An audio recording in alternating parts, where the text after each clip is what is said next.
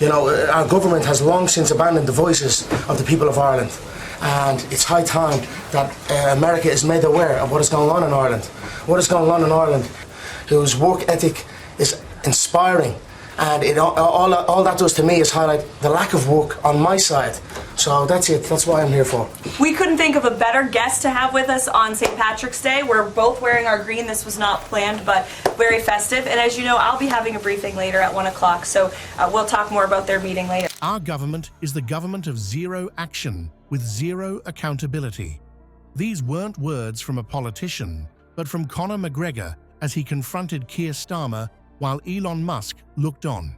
The confrontation has ignited a firestorm of reactions across social media. What does it mean when a UFC champion and the world's richest man find common ground on political failures? This unexpected alliance signals a fundamental shift in who's calling out political leaders and why Musk believes this matters for everyone concerned about national identity and immigration policies. Before we move on, I'd like to ask you a small favor. If you appreciate this content, please take a second to like this video and subscribe to the channel. Over 98% of you watch the videos without subscribing. It costs you nothing, but it makes a huge difference to us. So, did you click the subscribe button? Great. Thank you so much. Now, back to the video.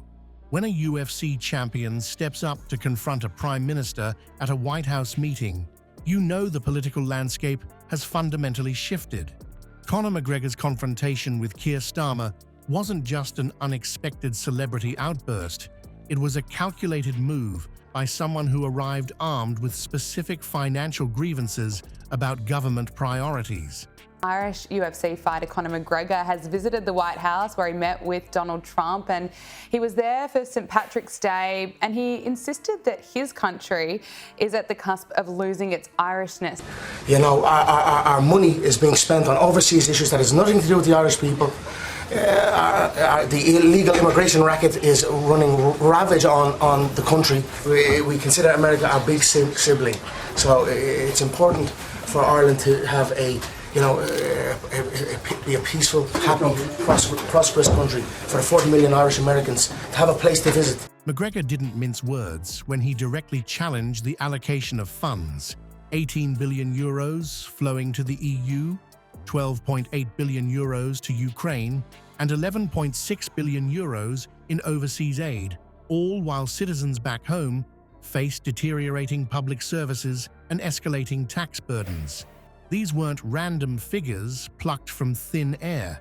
They represent the stark reality of government spending that prioritizes international commitments over domestic needs. What's particularly fascinating about this confrontation is how McGregor's status as a political outsider actually strengthened his message. Unlike career politicians bound by party loyalty and diplomatic niceties, McGregor could speak the uncomfortable truths that resonate with millions of frustrated citizens. This authenticity is precisely what's missing from modern political discourse, where carefully crafted statements rarely reflect genuine concerns. The UFC star's focus on rural communities hit a particularly sensitive nerve. His claims that immigration policies have dramatically transformed small towns across Ireland, turning long-time residents into minorities in their own communities, speak to anxieties that political leaders often dismiss as xenophobic. Yet polling data consistently shows growing disillusionment among citizens who feel their leadership has abandoned domestic priorities in favor of international obligations.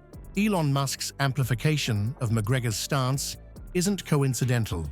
Through his tweets and public comments, Musk has repeatedly identified similar patterns of government neglect across Western democracies. Both men, despite their vastly different backgrounds, recognize a fundamental breakdown in the social contract between citizens and their elected representatives. The confrontation forced a discussion of topics that typically remain off-limits in polite diplomatic settings. By bluntly stating that the Irish government represents zero action with zero accountability, McGregor articulated what millions think but rarely hear expressed in official channels. This is precisely why his words resonated far beyond the immediate confrontation. Beyond government accountability lies something even more fundamental at stake: the very soul of a nation. McGregor's warning to 40 million Irish Americans wasn't just political rhetoric, but an urgent alarm about a homeland becoming unrecognizable. When he spoke of taxpayer money being spent on overseas issues that has nothing to do with the Irish people, he wasn't merely criticizing budget allocations, he was pointing to a profound disconnect between government priorities and national preservation.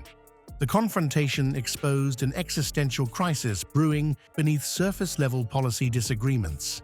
McGregor's description of rural Irish towns being overrun in one swoop articulates a fear that many citizens harbor but few political figures acknowledge: the rapid transformation of communities without democratic consent.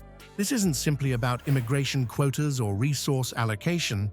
It's about whether citizens still have a meaningful say in shaping their nation's future.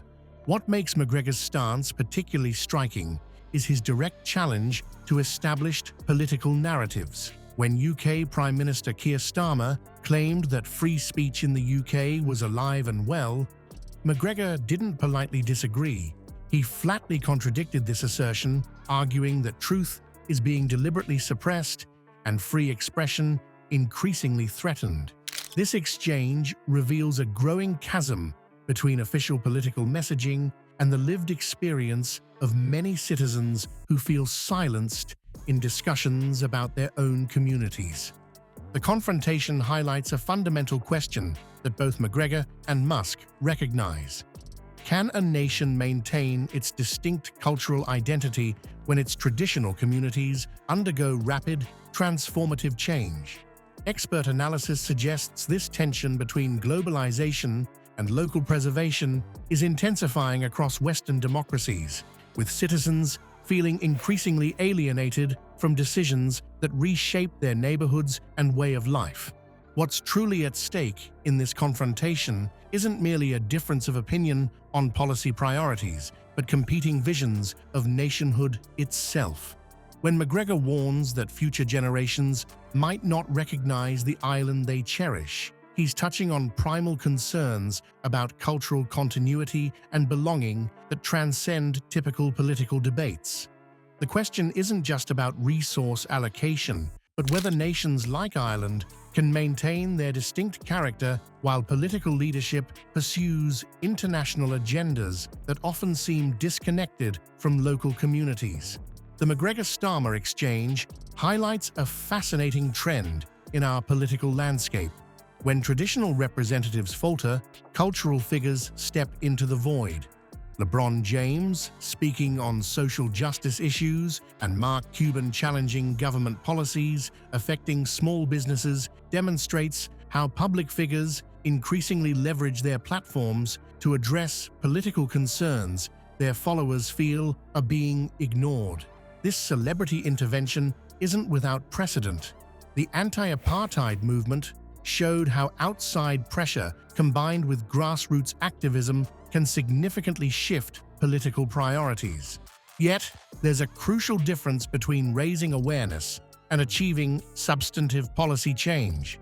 Musk's amplification of McGregor's confrontation signals that influential figures see themselves as necessary counterbalances in a system that appears increasingly disconnected from everyday concerns. The question lingering after the dust settles is whether these interventions represent a healthy evolution of democratic accountability or merely entertaining spectacles that ultimately change nothing. Without sustained public pressure backing these moments of confrontation, experts suggest even the most viral political interventions rarely translate into meaningful reforms.